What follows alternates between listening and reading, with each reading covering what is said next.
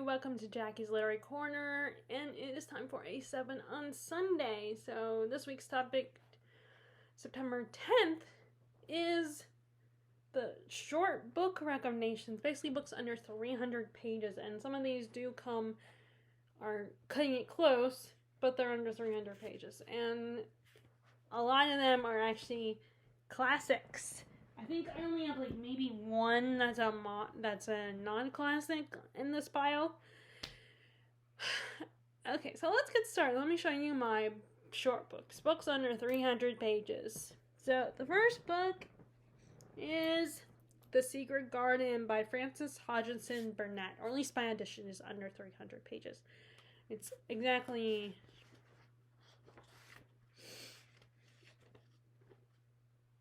263 pages. So this is a classic set in England, although part of the beginning of it takes place in India. We have our main character, Mary Lennox, and her parents are very rich. They're diplomats or something, I cannot remember. And they're living in India, but then India gets attacked, I think, and raided, and her parents get killed. So she ends up being sent back to England to live with her uncle, what is his name? What is the uncle's name? Her uncle Craven, who is married to her mom's twin sister, who also died. And her uncle keeps to himself. He has a crooked back. He's not very social.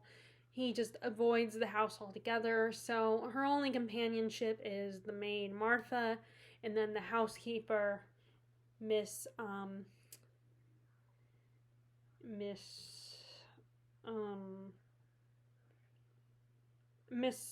what is her name? I'm about to say Miss Mitchin, but that's from A Little Princess. Come on, what is it? Well, the housekeeper, Miss Medlock, that's her name, Miss Medlock, the housekeeper. And Miss Medlock is not a great companion, but Martha's a pretty nice companion. And she learns from Martha that Lord Craven's wife had a lot of gardens at the manor. And Lord Craven, when she died, had them all locked up. And Mary, who doesn't want to be stuck in the house all the time, wants to be able to go play outside, she decides to explore the grounds and find this garden. And also, while living there, she meets her cousin Colin, he's considered a cripple. He's never been outside. He spends all his life in bed. He's always crying because he's lonely. And they become really close. But he's kind of a spoiled brat like she was. So they not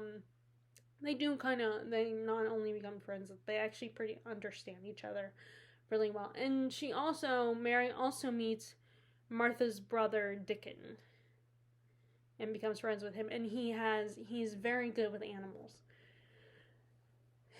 So this is great for spring reading. You know, there's beautiful description of nature all around you, and just it's cozy, it's fun and playful.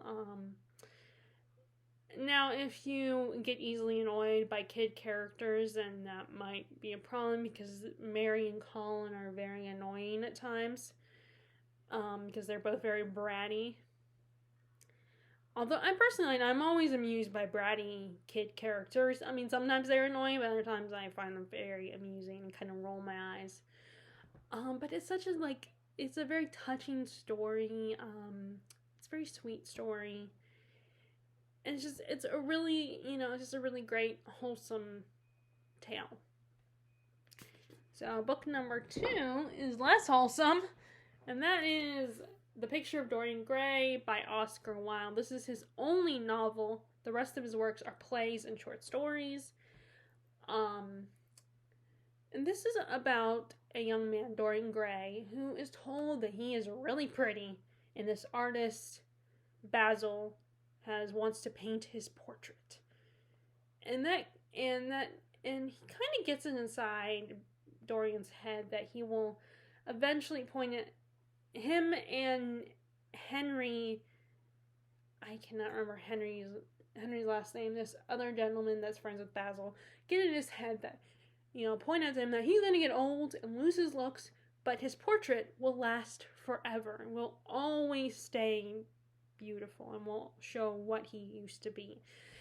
And he actually makes a wish, and he ends up making a wish that the portrait will age, but he will stay young and beautiful forever.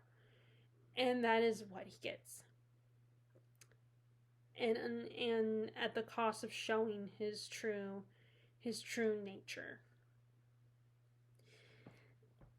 This is so beautifully written. It's such a dark story.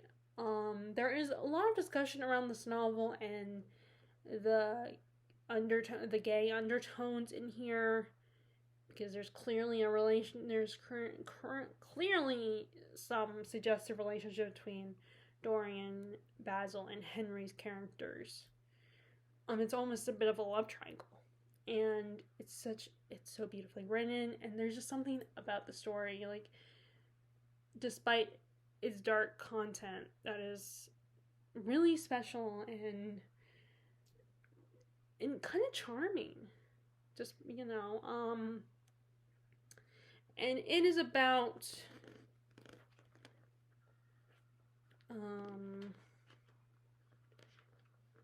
the actual story ends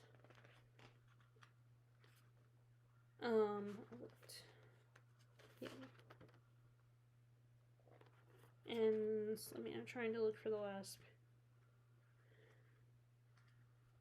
Oh wait, no, that's the note where the notes begin. So the actual story ends on page 229, and there's a bunch of other pages that are full of notes and stuff, and on the text. So that is The Picture of Dorian Gray. Then we have another classic that is just under 300 pages, and this is about. Unfortunately, the only thing I like the look of these editions. The only thing with these editions is they're kind of stiff, and they also don't have any notes. So this is more for just a read. So this is 234 pages. So yeah, so this is probably not one that if you want to get, I would not recommend getting these editions unless you just like it for the look of the cover. That's why I got them. But they don't have a lot of notes or anything in these. I don't even know there's really an introduction. Oh, and it does have a ribbon bookmark, which is nice. Yeah, it doesn't even have like an introduction on the text. So this is more for aesthetic reasons to get this edition, by the way. But this is Around the World in 80 Days by Jules Verne. This is I guess it'll be more of an adventure story than a sci-fi. Because it's, yes, like, there is some science involved. Because there's a bit of, Fogg has to understand how, time and, like, there's, and then, there's a little bit of science, and basically there's a little bit of science involved, but it's more an adventure story. Our main character is Phileas Fogg, and he is a very quiet, reserved man, keeps to himself. He's a scientist, he's very eccentric, and the book starts with him, like, he has lost one of his employees, so this new guy shows up. Now in the book he's French, but in there was a movie adaptation.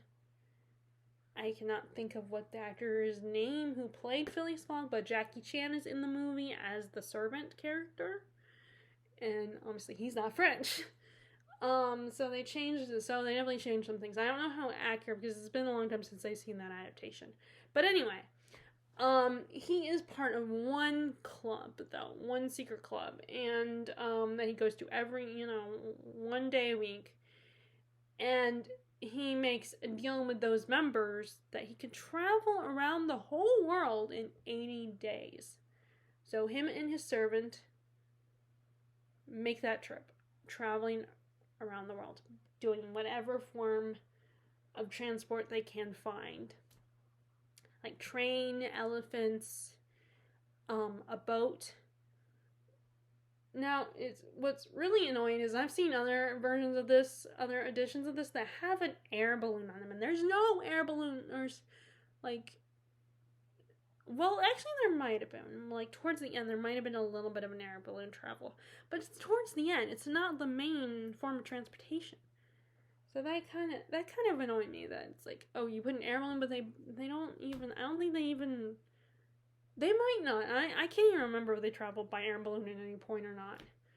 But it's just this fun, silly adventure story. There's very little. There's a tiny bit of romance, but it was a bit of a disappointment because that one adaptation, the romance plays a big role in the story. And I'm sure the romance could. I feel like there's a little bit of a racist quality to it with the romance. Or, I mean, granted, it could be, the woman is from Indian culture, but, like, he rescues her, and that's the only reason she falls in love with Phileas Fogg, is because he rescued her. So I'm not a big fan of the romance.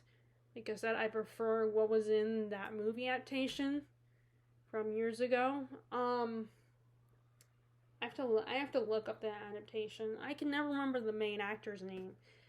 I've seen a lot of other stuff. I can never remember his name. The actor played Phileas Fogg in that adaptation. But anyway, it's just kind of. I mean, despite the romance being a little iffy and questionable, the story is fun. It's an adventure story. It's there's some humor in it. It's just an adventure, and it is dated. I mean, it was written years ago, so there are some dated aspects to it, but it's still kind of a fun story, despite certain things. And obviously there were quotes in there. There were things in there that I marked that I liked. So there's that one. Okay, here we have another classic. And that is, so obviously, first of all, let me tell you, so I don't read a lot of shorter books that are modern books that are shorter. Although I'm wondering if the Kingfisher book, I cannot think of what it's called, but the one with the rabbit on it, that's like turned inside out. It's supposed to be a retelling of the fall of the House of Usher. I cannot think of what it's called, but that might have fit the bill. But I got that from the library, so I don't have it with me to show you guys, and I can't even remember what it's called. So I don't have that one. So that one, if that one might have counted for a modern book that I read that's under 300 pages, but I don't know if it's under 300 pages or not. But so the only ones I have under 300 are mostly classics, with one exception. So we have Persuasion by Jane Austen, one of her more mature works, or at least the heroine, I think, is the most mature out of all of her heroines. Well, I guess, I mean, unless you count Fanny Price as very mature, I guess. So, at least she's like the oldest of her heroines. This is about Anne Elliot. And years ago, she was going to marry this young sailor, Frederick Wentworth. They were in love with each other, they were going to get married, but then her father and her godmother talked her out of it because he wasn't good enough for her. So she calls it off and does not marry him. So years later, she still thinks about him and is still clearly in love with him. And he shows up, and now he's a captain. And he comes back into her life, but there's a possibility that he might not have forgiven her and might be in love with someone else. So, like I said, this is one of her more mature works. Like, in her heroines is a lot older, and it's a second chance romance. It's a very sweet story, although the way Frederick Wentworth treats her is, some people don't really like how he treats her, how he kind of plays games with her in a way. And, but I think sometimes we want sometimes I wonder if we just want the perfect guy that would never do anything bad or anything. He would never play games or anything like that. But I think that's asking a lot because having a guy that's so good, he would never screw up, he would never play games, he would never make a big mistake, that would be boring literature.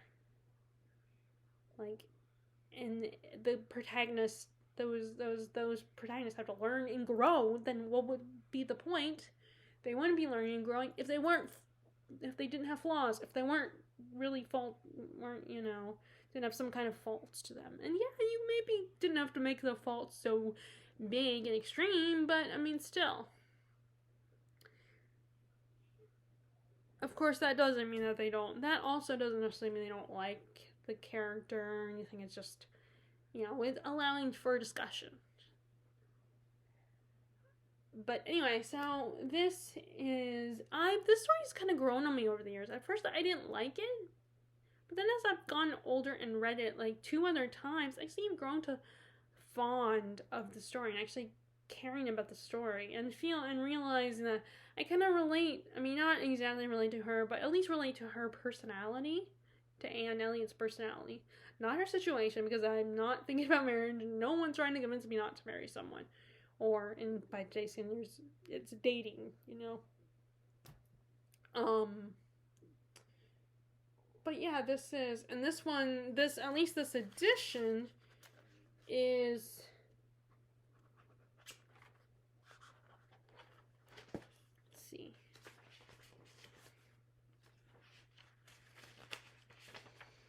about 237 pages. Although there was another edition I saw at Barnes & Noble the other day that I thought about buying. It has the French flaps and the cover is really pretty. And just switching. Oh, sorry, I got distracted by, we have rain today. But anyway, this one, if you have not read it, I recommend at least checking this one out, at least trying this one out if you're a Jane Austen fan and have not read this one yet. But yeah, so that is Persuasion. And then we have, now we're finally on the actual modern story that I've read that's under 300 pages. This is Legends and Lattes. Now, I did opt to put this in the donation pile because as much as I enjoyed it, I just was like, am I gonna read this again? Do I want to read this again? And I figured, I don't know if I would or not, and I could always get on, now that I have a Kindle, I can always get it on there if I want to come back to it. Just by the fact my mom has said in the past, don't buy, and why are you going to buy something you've already read? But, or I could, I'm sure there's an audiobook I get from Libby or something. But anyway, so this is kind of like a rom-com, but with fantasy creatures. So our main character is an orc, and she's decided to retire from that lifestyle of violence and killing people, and she wants to fulfill her dream of opening up a coffee shop. But in the town that she's chosen, they've never heard of coffee. But she does not give up and decides to open it, and she gets a team together, and they start, and it's all about them building this coffee shop and slowly growing it. Like, one of them comes up with the idea of baking pastries, and then there's a bard who comes in there and performs for people as they're drinking coffee and eating their pastries. It just becomes a place to be, the place to hang out. Like a Starbucks. And it's just a really fun story. There is a bit of romance in there, although the romance probably does not come until the end. Like, there are suggestions of it, but it doesn't really feature prominently until towards the last section of the book, because it's more about Viv's story and her fulfilling this dream of opening this coffee shop and introducing this town to coffee. And, like, there's no big world-ending conflicts going on. It's all about focusing on protecting her coffee shop. There are tax collectors that show up and try to take it from her, and it's about her fighting them back. So, like, I feel, this reminds me of, it's like a Hallmark movie, but with fantasy creatures instead of real people. And, a lot of things I like that it explored is how Viv is an orc and people are afraid of her, and because she's intimidating and scary looking, but shows that she has feelings and has desires and wants and has thoughts. She's not just some oafish brute. And we also, the love interest is a succubus, and how she's seen as just a seductress. And, there's a little subplot of this male peer of hers that thinks he's in love with her and thinks she owes him her love and won't leave her alone, and Viv defends her. And it's it's really cute and touching, like I said, I enjoyed it. I had a good time. It's just, I opted that I don't know if I'll continue it or not.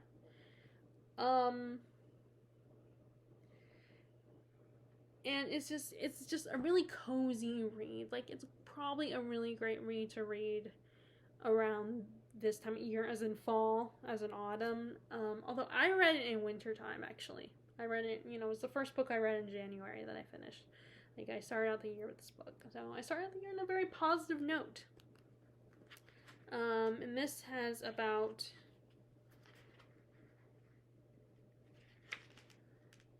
294 pages. So this one is the closest to 300 pages, actually. But it's under 300, so it counts. So there is that. Okay. I have 2 more books to show you guys. So this is number 6. And this is The Haunting of Hill House by Shirley Jackson, which recently has had a resurgence because it has been adapted again recently, or at least inspired an adaptation. This is a haunted house story and is perfect for this time of year. So, a scientist is conducting this sleep study in a supposedly haunted house. So he hires a group of 4 or 5 people to come stay in the house. And one of them is this very shy, quiet woman who she lives with her sister and her sister's husband. She's kind of pushed around and taken for granted. And she ends up when she gets there, she starts forming a connection with the house. She starts hearing things and feels like the house is communicating with her. And she starts learning about the house, understanding the house's past. And has a very interesting relationship with some of the other people involved in the study. And it's basically, like, we don't know if she's really crazy. Is the house haunted? Is she, is she losing her mind? Is it, like, so it's very much a psychological story, which I feel like books can do that kind of story more easily. While, with the movies, you can't really explore the characters inside their heads as much as you can with a book. I mean, you can in a movie or a show, but I feel like you can do it more because you are actually hearing their thoughts all the time. You're in the character's head, like, all the time when you're reading a book. Wow, in a movie, you're just, unless they have a voiceover or something, if you're just really good at reading people, like, the actors are really convincing, I feel like a book does an easier job with psychological stories. But this is atmospheric, it's creepy, like you said, you don't know if it's actually haunted or not. And it's about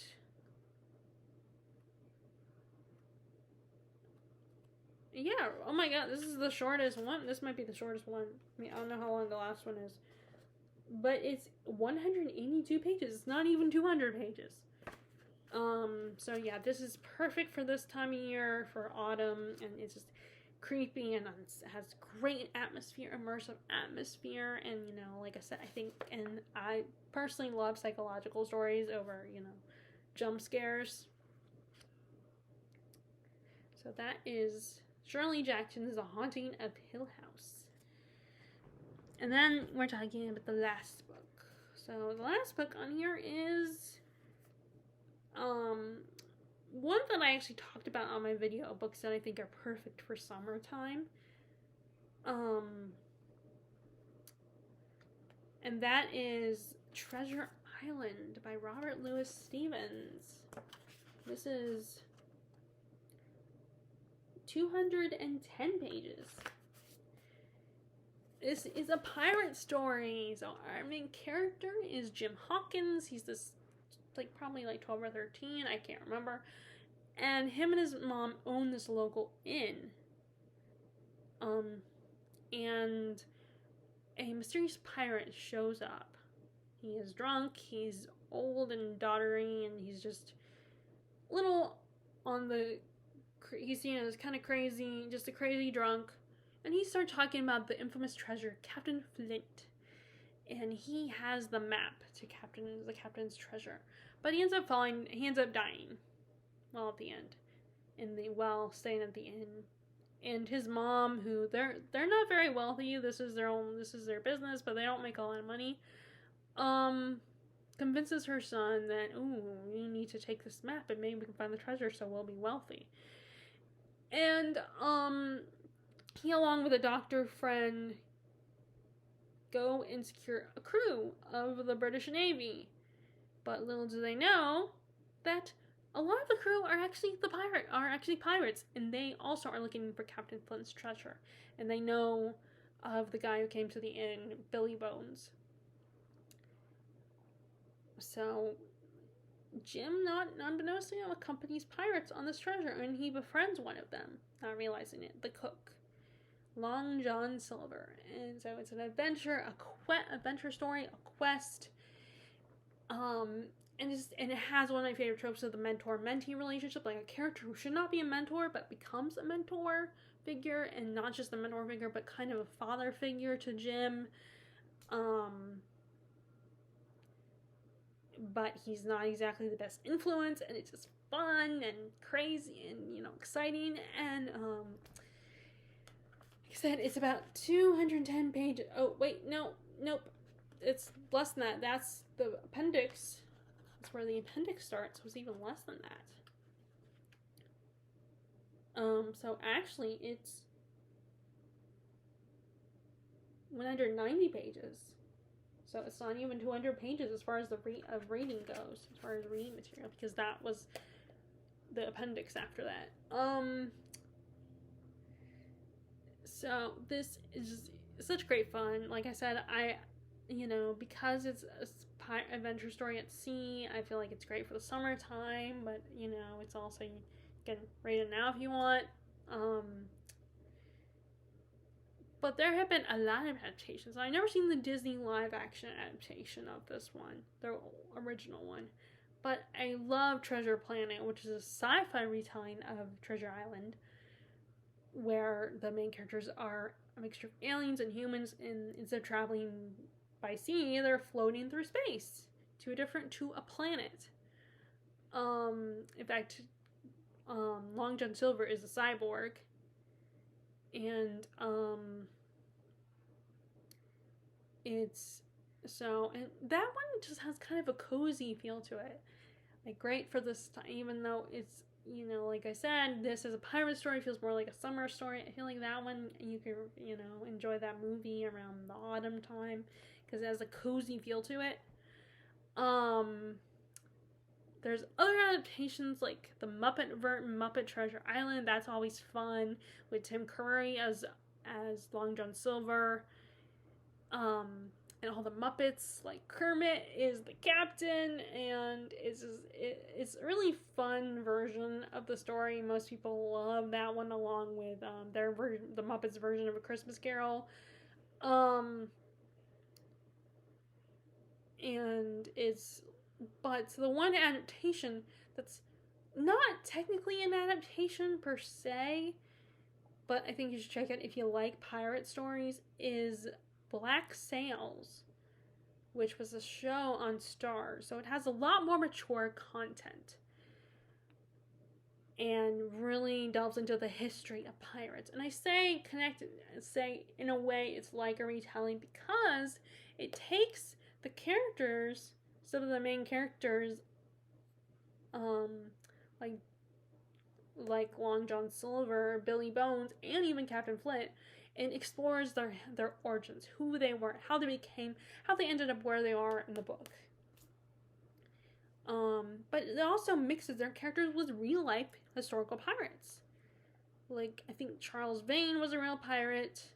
Anne Bonny, I believe she was a real pirate, and one more character. So it's more authentic to the time period, and it's less PG and more R-rated with its content. But it's such a great, fun, entertaining show. It has 4 seasons. Sadly, got canceled, but it ended the ending worked though. It wasn't like a cliffhanger ending. Like the ending makes sense, and it showed the characters and it points to the characters in the direction that they would probably end up going anyway, to get to this point. But it's a really good, really good series to check out. Like I said, it has a lot more mature content, so it's probably not for everybody, but I think it's not a kid's pirate story. That's for sure. So, if you like Treasure Island, maybe you want to check that one out. Check out that series. At least buy it or something. But yeah, so that is my last book I'm going to talk about for 7 short book recommendations. So, do you guys have any short books that you would recommend for people to read? That Kingfisher book, T. Kingfisher book was called What Moves the Dead. I don't know if it's under 300 pages or not, but it might count. So I would recommend that one as well. That one was really good. And I think it's even, personally, I was able to get into that one more than the original Fall of House of Usher story. But, yeah, if that one, I don't know if it's under 300, but that one might count too. But these are the, anyway, so if you have any short books that are under 300 pages that you would recommend, feel free to share in the comments below. If you want, maybe myself or someone else might be interested in these books if we haven't read them and you recommend them. So if you like this video, be sure to give it a thumbs up, click subscribe. If you haven't already, click the bell notification below if you want to be notified about my latest videos. And I will also post a link to the Goodreads group, to Grace's Goodreads group, if you are interested in doing these topics, or you don't have to join the group, but you can just do them on your own. And I hope you are enjoying your reading, and I will talk to you all later. All right, bye.